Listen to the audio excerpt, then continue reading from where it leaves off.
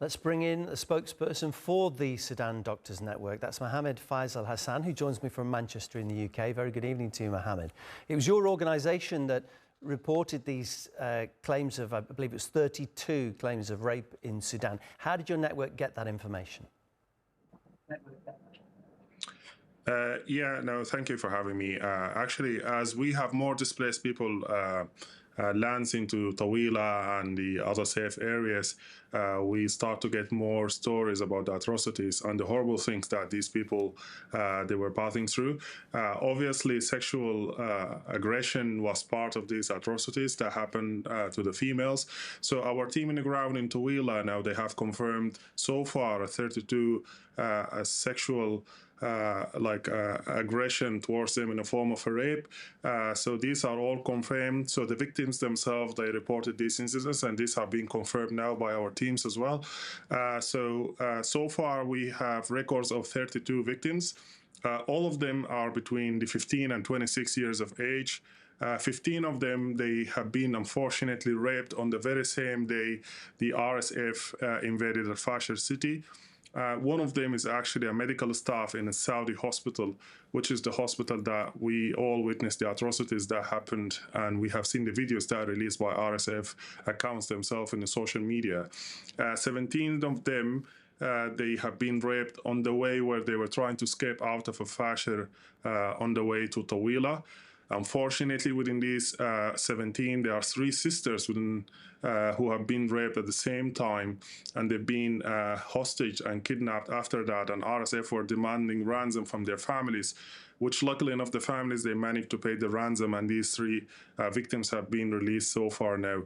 So these numbers are actually, we believe it's only it's a small sample. We believe the raped females who have been passing through these difficulties are far more beyond that. There are so many now psychological and counseling services that have been provided to the victims, and all the teams also as well in Tawila, in Dabba, and in Al-Ubayyid, where they receive the displaced people. They are providing these basic medical needs and psychological needs to these victims as well. You talked about the medical services being provided there. The UN has claimed that there are pregnant women giving birth in the streets in Sudan because some of the medical facilities there have been looted and destroyed.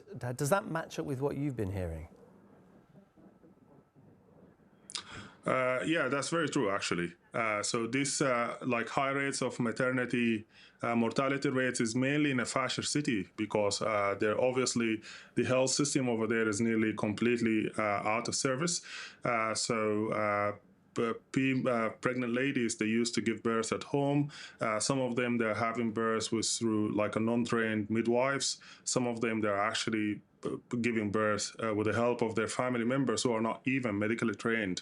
So definitely this has raised the increase in the mortality rates among these pregnant ladies and mortality rates in the babies as well, under 5.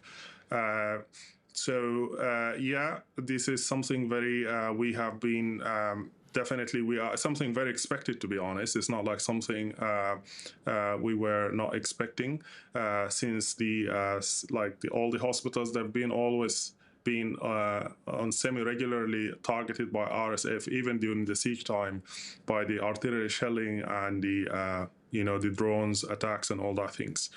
But now these medical services that the humanitarian offices in Tawila and in Al-Ubayyid and in Dabba, they are providing. These are just like the medical services for the basic primary healthcare needs, dealing with the endemic and the nutritional status and the vital status of these patients, because they all almost arrive there in a very poor health conditions in general. Mohammed, thank you so much for coming on and confirming some of the reports we've had. Confirming some terrible tales of human suffering there in Sudan. That is Mohammed Faisal Hassan, who's the spokesperson for the Sudan Doctors Network. Thank you.